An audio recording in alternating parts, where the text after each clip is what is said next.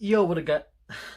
Yo, what's up, guys? Kaji King 3000 here. Today, we'll be reacting to the disturbing calculated murder of Oakey Al Kits. I don't know how to pronounce that. Now, this is by Blame It on George. I believe that's what the channel is named. And this channel basically goes into depth about murder cases, disappearances, and other disturbing things in our world.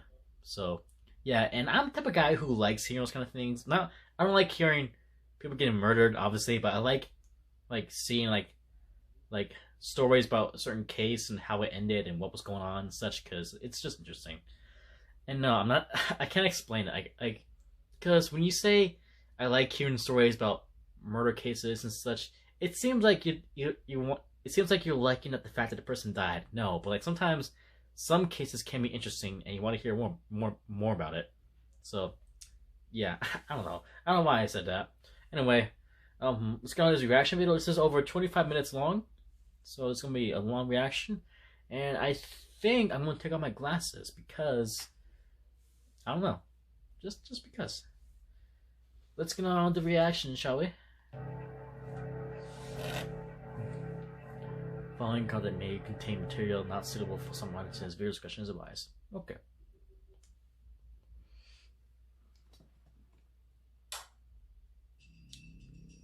In May of 2004, 53-year-old Oakey Al Kite was found dead in the basement of his own apartment, murdered by a soon-to-be tenant. What? Tortured, tied up, and mutilated. Oh. His lengthy death was gruesome, gory, and premeditated. His killer was methodical, planning the murder for many weeks before then disappearing. And he seemed confident that he was never going to be found, even playing mind games with the authorities. This reminds me too much of my dad. No, I'm not saying my dad is a murderer. Well, then again, I don't know. But my dad, I don't want to get into that right now. But say my dad is not a good man, and he has manipulated and lied to the authorities and the law sometimes. And no, I'm not living with him anymore. That guy is dead to me. He's an asshole. So fuck my dad. But things like these kind of bring him up in my mind. But he's dead to me. I don't want to get into that right now. It's one of the world's strangest and most disturbing unsolved crimes. And we're going to bring you the case in full. So strap yourself in for one of our most unusual episodes yet. Unusual? Okay, here we go. I like that. So, has it been solved? You just said it was unsolved, but has it been solved yet?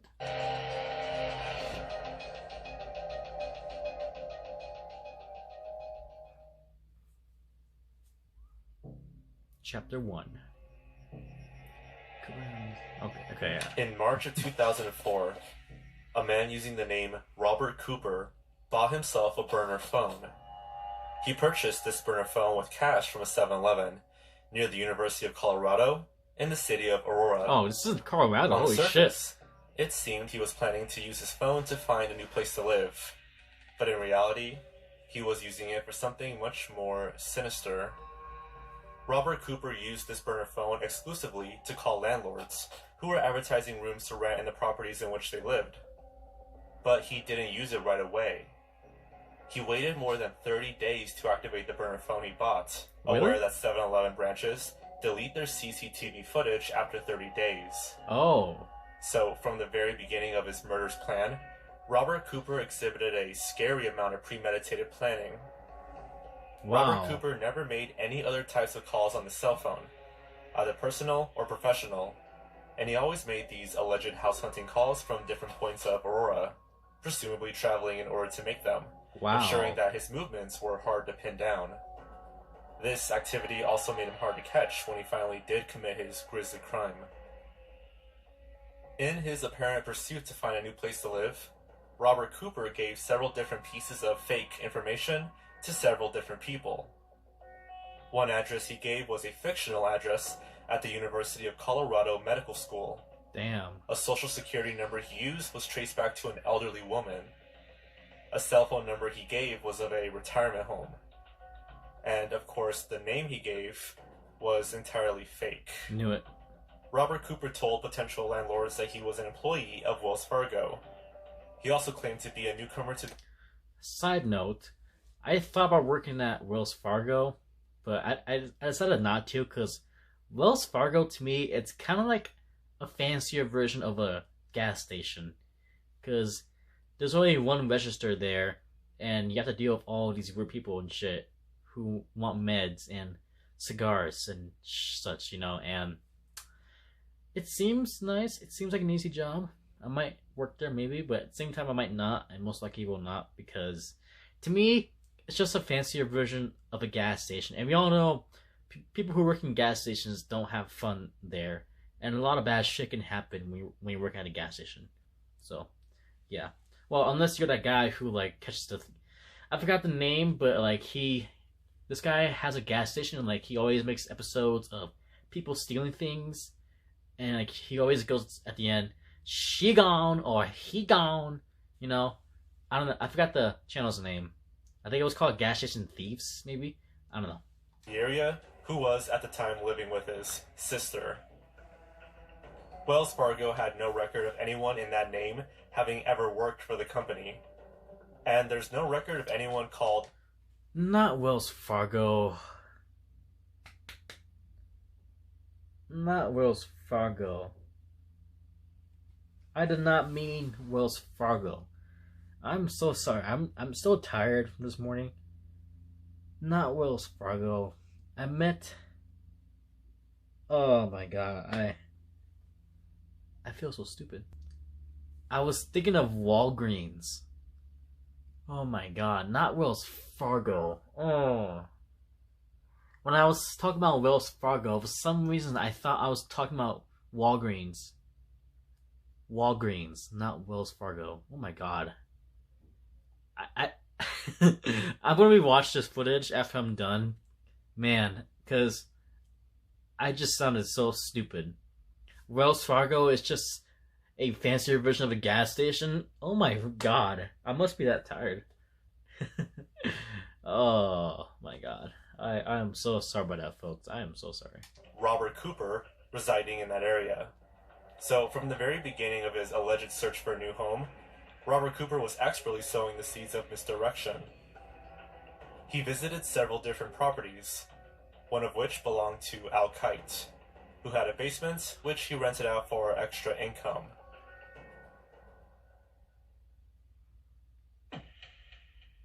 Oh. Not chapter 2. Before killing Al, Robert Cooper visited his property on 2 separate occasions.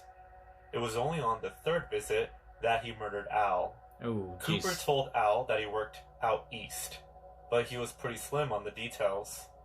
What he was very clear on was that he wanted to move in as soon as possible, and that he was keen to get things moving very swiftly. During Cooper's first visit to Al's home, Al's girlfriend, Linda, came by to visit. She was in a hurry to use the bathroom, so she excused herself. But before she could say hello, Robert Cooper made an excuse and swiftly left, seemingly unwilling to meet Linda. Linda later claimed that Cooper, quote, did not want me to see him at all. She caught some of Cooper's appearance from the back, claiming that he seemed pretty average in height, weight, and build. He was well dressed and carried a cane in one hand. According to Linda, Cooper had black, curly hair. Uh-oh. Cooper came back for a second visit on May 18th. He paid a security deposit, received his key, and signed a contract. He was ready to move in, and Al was happy that he found a new tenant, along with the money, and potentially a new friendship. But things were just about to turn sinister. Yep. 4 days later, on Friday, May 22nd, 2004, Al took his girlfriend, Linda, to the airport. Oh no. She was heading away to Virginia Beach, leaving Al for a week. When Linda arrived in Virginia Beach, she spoke to Al on the phone. It was a short conversation, and Linda noticed that Al was very quiet, which was unusual for him and unusual for her. It was completely different from the phone call they shared just a few hours earlier, in which Al was happy, cheerful, and talkative. Linda now believes that Cooper was present during the second phone call. If he was, had he already threatened Al?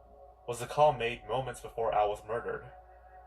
Whatever the reason for his quiet mood, this would be the last time Linda spoke to Al before his death.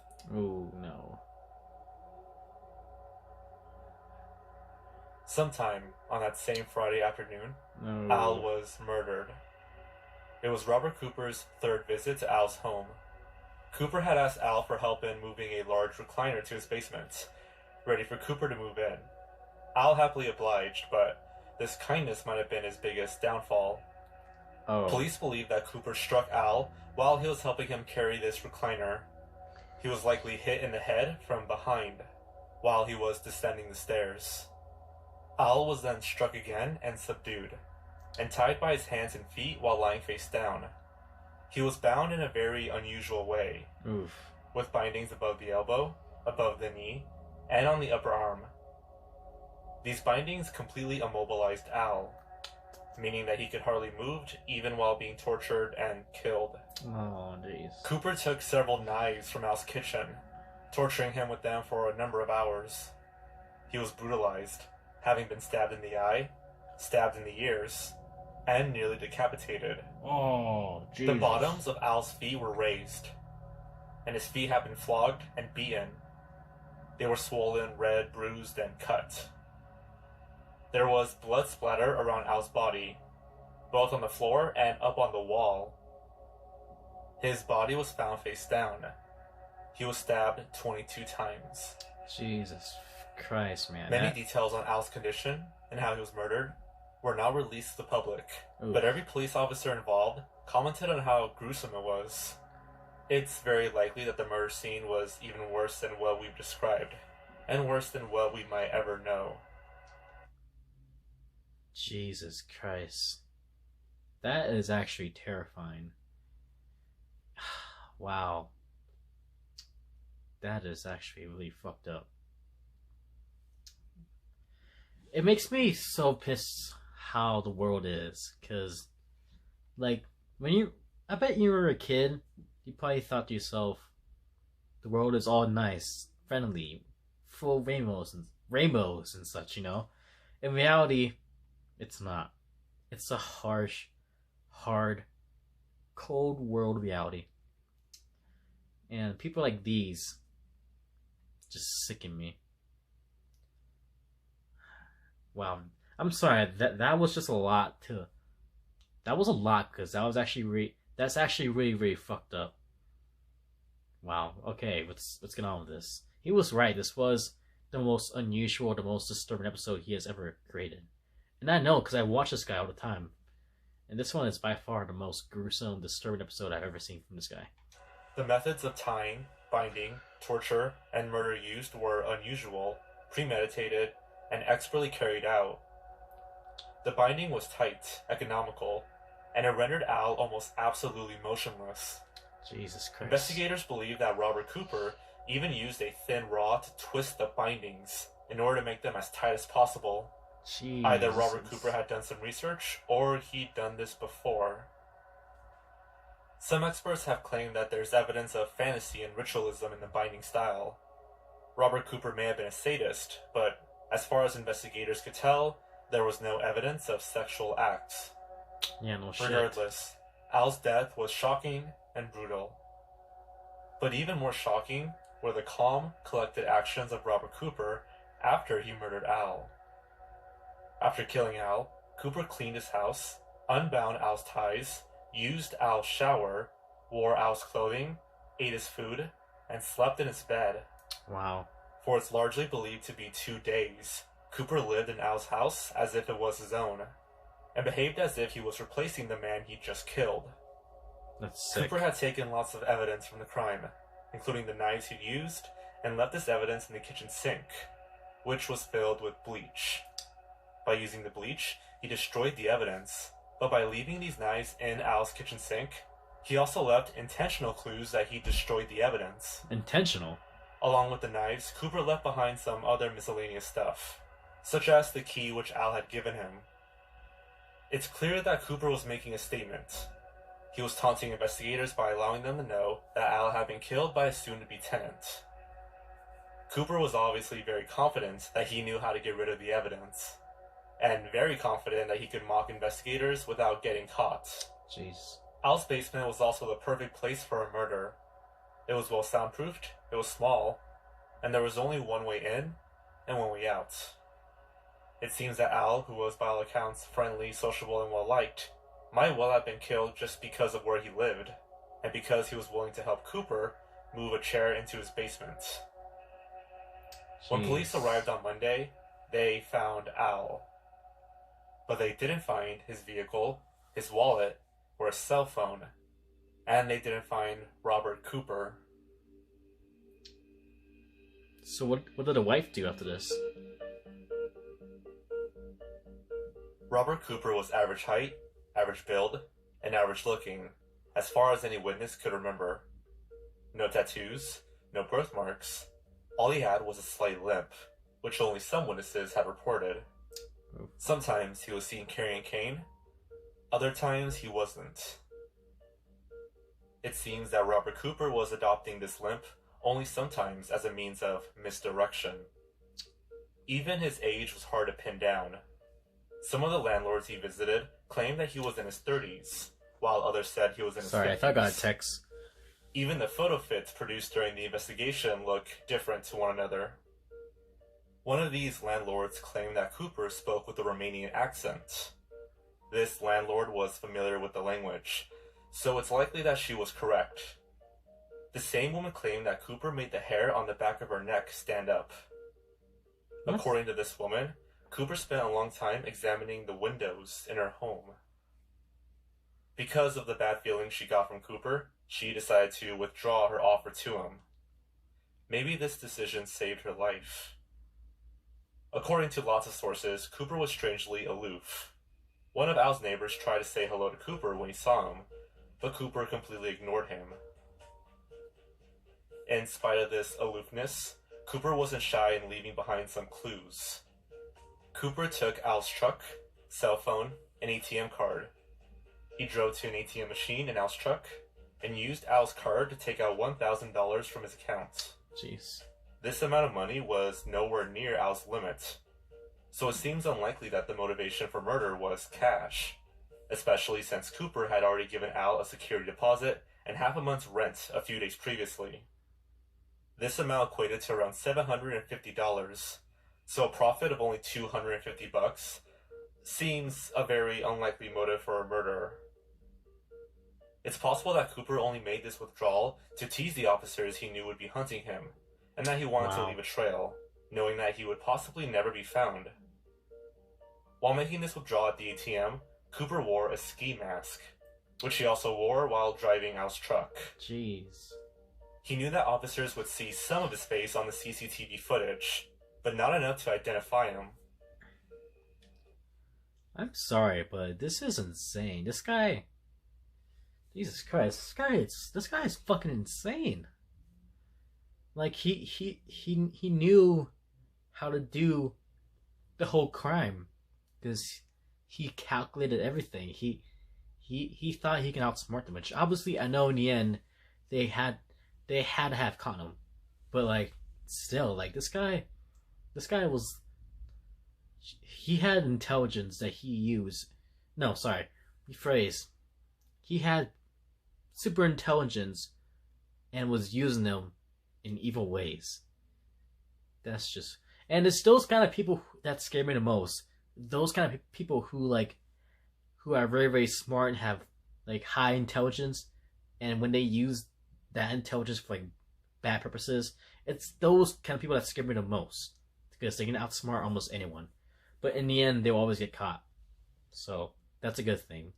Cooper used gloves during this ATM transaction in order to ensure that he left behind no fingerprints and no DNA. Jeez. He also left a withdrawal receipt in Al's truck, which he then abandoned around a block and a half away from Al's home. He also abandoned Al's cell phone along with his own. He left these cell phones in places with large homeless populations, of course, where they could easily be found, knowing that homeless people would go on to use them, which, in turn, would complicate the investigation. Side note, I actually did lost some of mine like a while back. I'm not gonna say what it is. Actually, I will say it was my phone. I lost my phone, and because I was going for a walk, and I guess my phone fell in my pocket, and it was in a homeless area, and my phone got taken away by some homeless guy. I'm assuming because no doubt that's where it was, and I mean I got a new phone. Yeah, I got a new phone, but I'm just saying like I know it's like when you lose something and a homeless person steals it. It's not pretty. It's not pretty. In fact, one of the cell phones was found in a payphone booth, where Oh, Cooper knew people would find and use it. In short, it became very hard to trace Cooper's movements and motives. Investigators couldn't work out who he was, excuse where me. he was from, or where he'd gone. Some experts think he might have killed before, or might have killed since. But though investigators still haven't worked out who Cooper was, he did accidentally leave behind some tantalizing clues. What is that? Wait, what? Hold on. Out who Cooper was. DNA murder with. He did accidentally leave behind some tantalizing clues.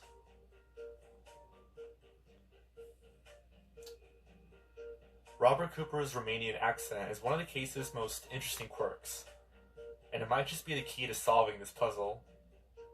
One of Robert Cooper's blood droplets was found on the stairs in Al's basement. Investigators tested this droplet of blood and discovered that Robert Cooper has ancestry from the Balkan region of Europe.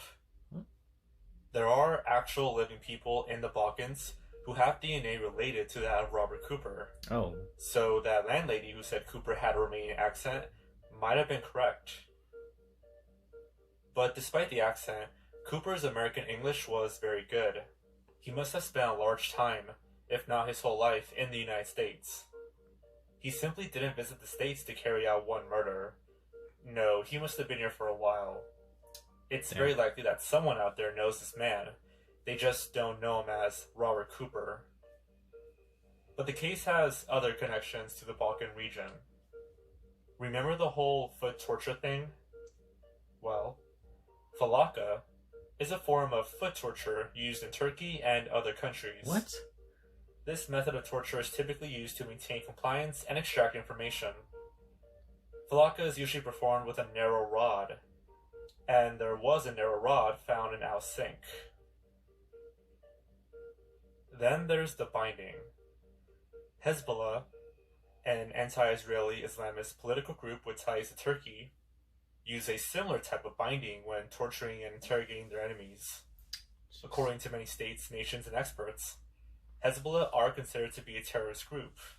Jeez. Turkey once had a huge Hezbollah presence, and it still has a relatively large Romanian population. Is it possible that Robert Cooper was from Hezbollah? Was Al in some way tied to Hezbollah? Or was Al simply an innocent victim of an ex-Hezbollah sadist? So before they answer that question, I want to say that Al was innocent. He had nothing to do with the guy named so-called Cooper. He was just an innocent man, helping out another man, being kind, and then he was brutally murdered. I don't think he had anything to do with Cooper. And if he does after they answer this, then I'm gonna be shocked. But I'm calling it now. He was innocent. He had nothing to do with this guy. Hezbollah lost a lot of their power in the early 2000s. Many of their members fled Turkey. Could Robert Cooper have moved from Romania to Turkey to then the United States?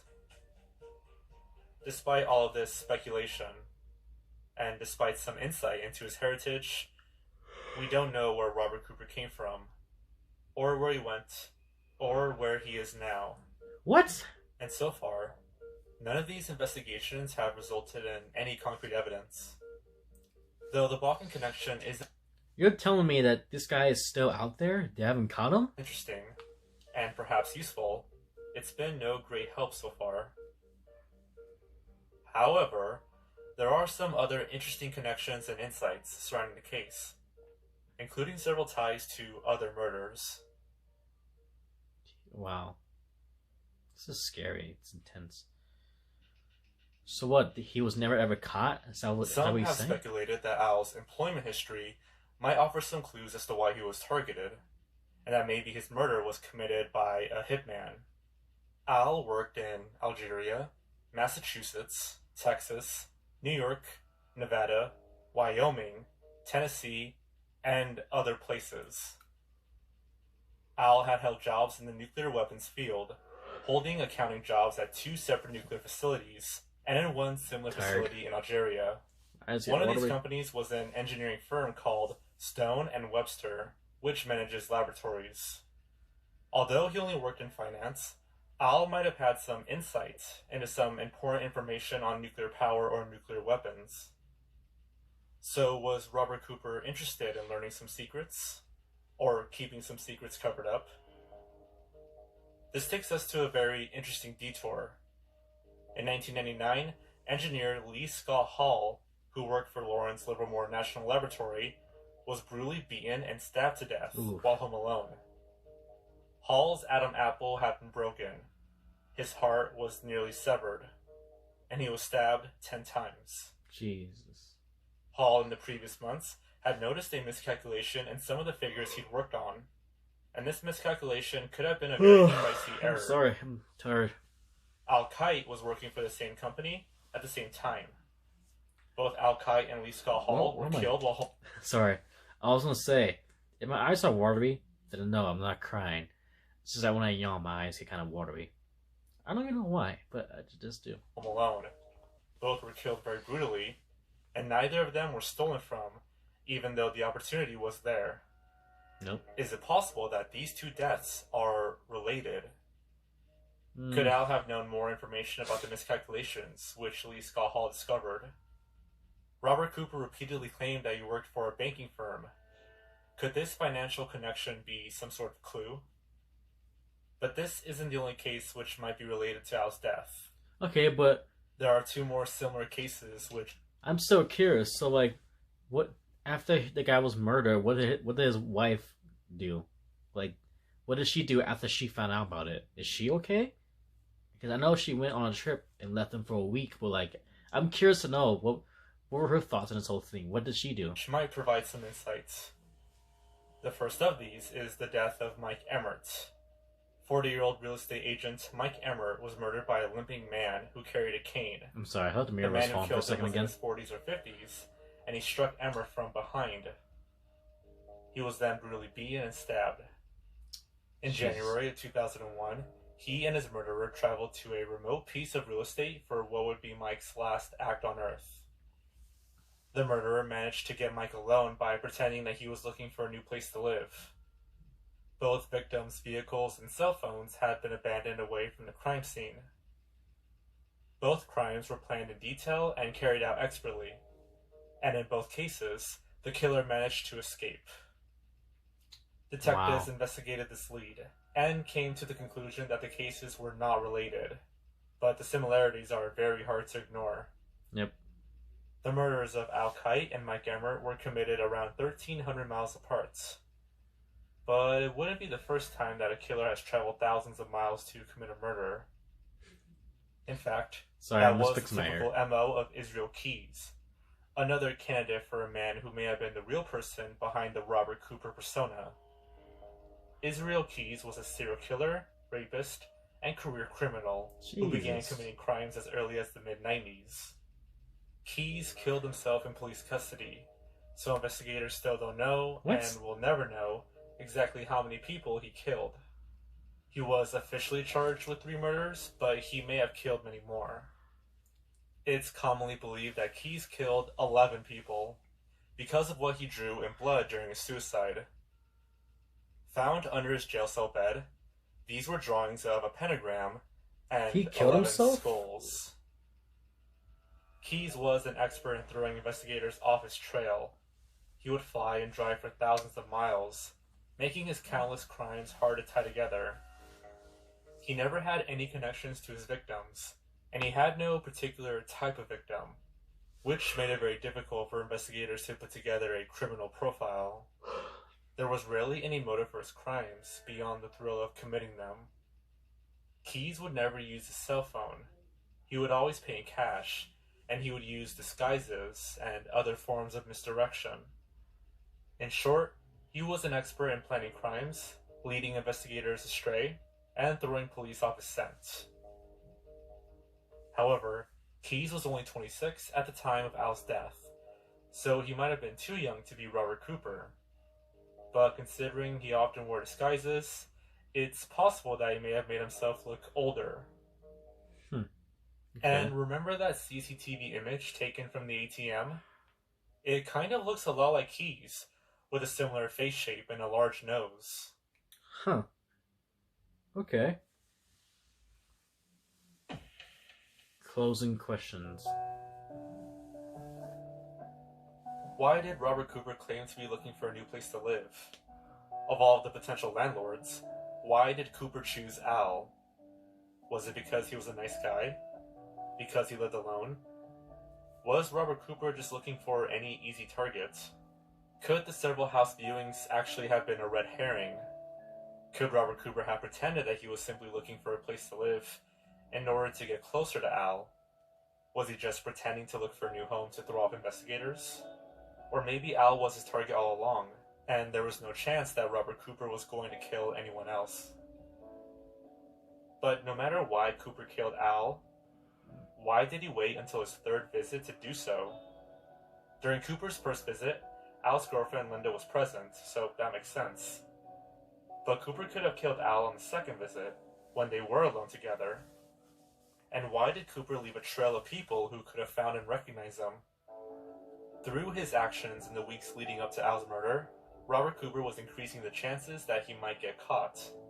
Why was he so confident? Why did Robert Cooper go to such great lengths to goad police officers, leaving behind small trails? The last interesting line of inquiry is this. Why are the connections to the University of Colorado? Cooper bought his burner cell phone close to the campus. One of the addresses he gave was a fictional one at the University of Colorado Medical School. One of the addresses he visited in his search for a new place to live had only been posted at the University of Colorado. So maybe he was once a student there? Or was he just leaving behind another clue? Despite all of these potential connections and clues, those close to Al believed that his death was only a random murder, and that Al had absolutely no connection to his killer. Al's sister, Barbara Hannah, told reporters, "This guy was doing it for the thrill. He just wanted to find people to kill. He brought his own little torturing kit. He knew he had all the time in the world." Because of all these strange links, loose ends, and unanswered questions, it's possible that the case might never be solved. Wow. Robert Cooper demonstrated lots of planning and expertise. He also left behind lots of clues, dead ends, and misdirection. And he seemed very confident that he would never get caught.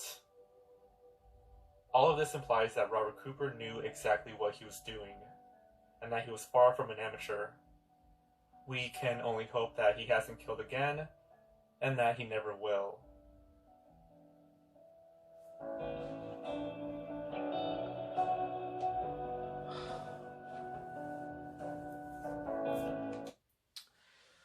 Wow. Wow, okay. Wow. That was insane. So they never found the guy. The guy was teasing the law enforcement. He kind of planned this whole thing all along and shit. And he outsmarted them all. Wow.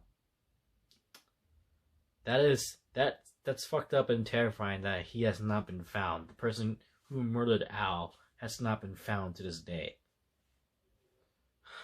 Wow, the way he murdered him was just fucking terrifying. Yeah, let's hope that they either found him or that he's dead. Maybe he passed on, or maybe he won't murder again. I don't know. I don't even want to say maybe. Let's hope, because I don't know. Murderers like these, they can do all kinds of crazy shit, and it's just all fucked up. Anyway, wow. So that was an interesting case. Interesting. It's sad that the guy was never found, but hopefully one day he will, and hopefully he's either dead or one day he will be found. Anyway, hope you guys enjoyed this reaction video. Like, comment, subscribe.